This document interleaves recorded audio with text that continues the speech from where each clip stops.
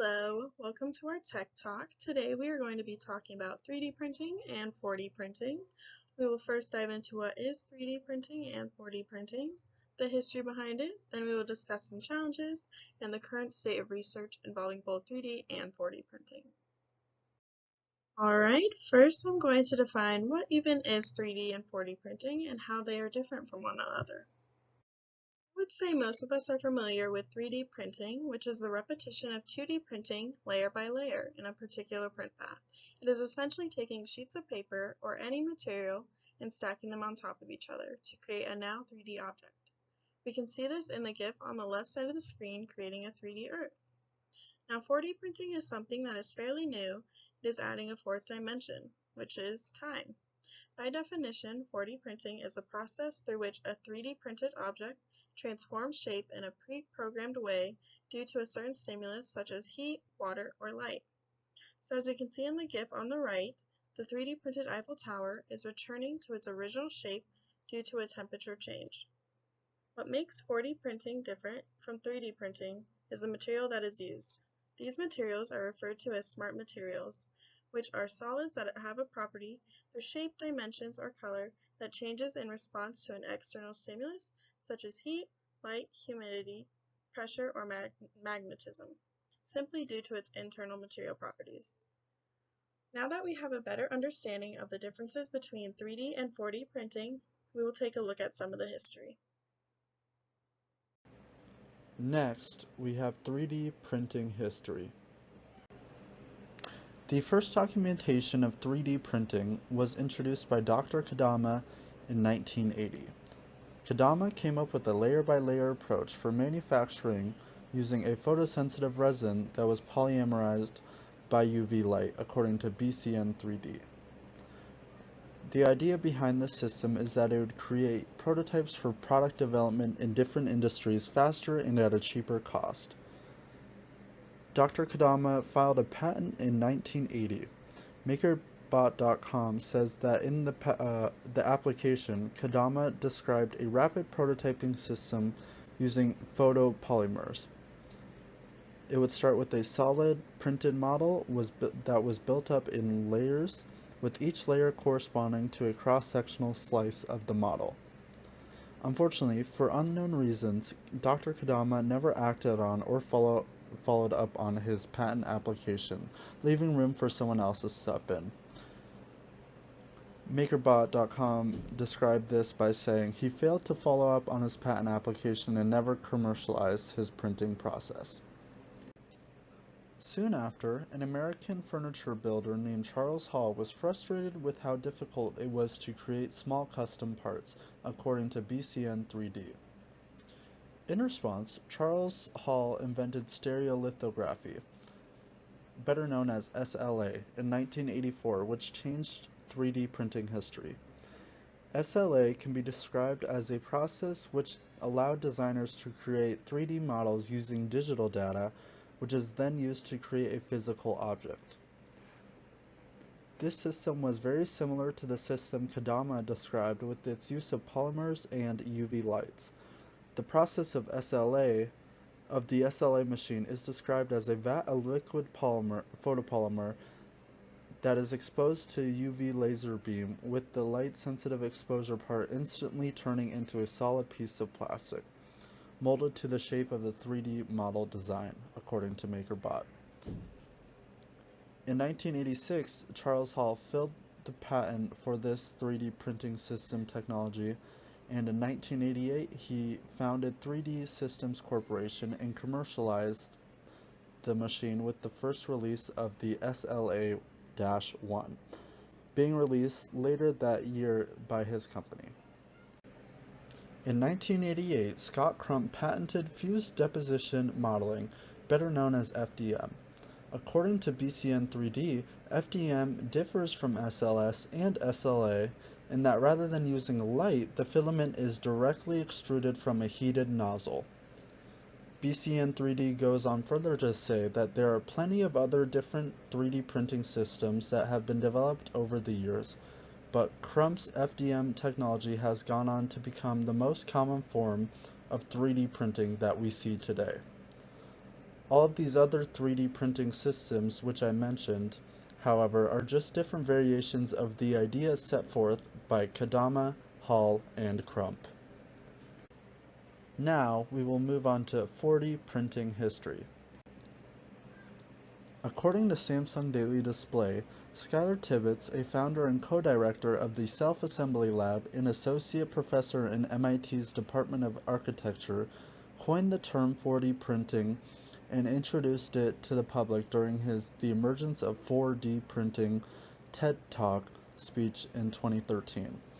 The concept of 4D printing was first discussed in 2012. However, 4D printing doesn't really have one specific inventor to credit for its invention. The reason is because it is 3D printing, however, it has another dimension, which is time, making it 4D. Unlike 3D printing, 4D printing allows the printed part to change its shape and function with time in response to change in external conditions such as temperature, light, electricity, and water, according to CJPS. 4D printing history is still currently unfolding as we speak. According to all3dp.com, 4D printing is currently developed by many industry leaders and research facilities. As of 2017, the most important 4D printing companies/research labs are MIT's Self-Assembly Lab, 3D printing manufacturer Stratasys, and 3D software company Autodesk. Now let's discuss some challenges and difficulties with 3D printing and 4D printing. When it comes to 3D printing, there are three main difficulties. That is our cost, our proprietary knowledge, and our production design. So firstly, the cost. It's pretty okay because the cost of materials is fairly cheap. There's not a lot that goes into that, but the cost of the machinery, the equipment itself, does come at some pretty high price points, so it's not accessible for everyone. Then we have the proprietary knowledge. So 3D printing does require a decent level of proprietary knowledge, and that includes like 3D modeling, how to operate the machinery. And currently there are specific individuals who do have the skill sets that are able to use 3D printing and its capabilities to a high potential, and that is exciting to see. Finally, we have our production design. So the value between some of our printed objects, the 3D printed objects, are not the objects itself, but rather their use. So say that an assembly line produced parts to a gun. And then those parts to a gun could result in the mass production of deadly weapons, since it is such an easy process, and the material used to print the guns wouldn't be that detectable. Next, we're going to talk about the challenges with 4D printing. So in the case of 4D printing, cost is also a big issue. Not only is the machinery very expensive, but the materials are expensive and can be very hard to come by. 4D printing requires both additive manufacturing, AM, and smart materials, SM. So next we have the stimulus control. So stimulation in 4D printing comes with its own set of challenges. The whole concept of 4D printing revolves around being able to create an object that reacts to its surroundings. Therefore, it needs some sort of stimulus. The challenges include maintaining the stimulus during the simulation, the volume of the stimulus device, how to avoid other sources stimulating the device, and even the application of the stimulus to the whole structure. Next, we also have the SM sustainability. So our smart materials need to be tested for degradation of their functionality over multiple cycles, and also need to induce multi-scale behaviors. This tech is very new, and the SM must be reliable. Finally, we have the AM-SM compatibility. So our AM needs to be compatible with the SM, and currently there's not a lot of SM compatibilities with this technology. Therefore, there are not a lot of process-compatible SMs in general.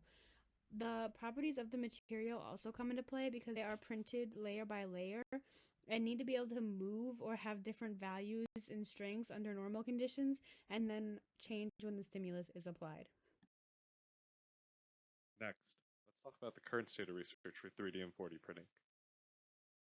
With 3D printing becoming increasingly utilized in our society, the materials and costs associated with it are decreasing.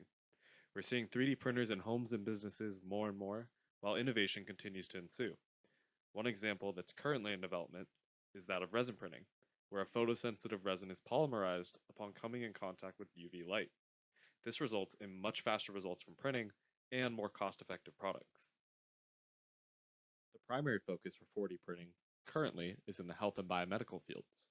The most progressive display of 4D printing revolves around a term coined as memory polymers, when the given material, aka polymer, can return to its original, aka memorized shape. How does this apply to a medical field exactly? To help visualize this, MaterialDistrict.com recommends you imagine biomedical tools and implants that squeeze down for insertion during operations and then regain their full size and shape when safely in the body, perhaps to repair an artery or even a broken bone. We can even see 4D printing moving into a position where it'll be able to replace components involved in everyday life.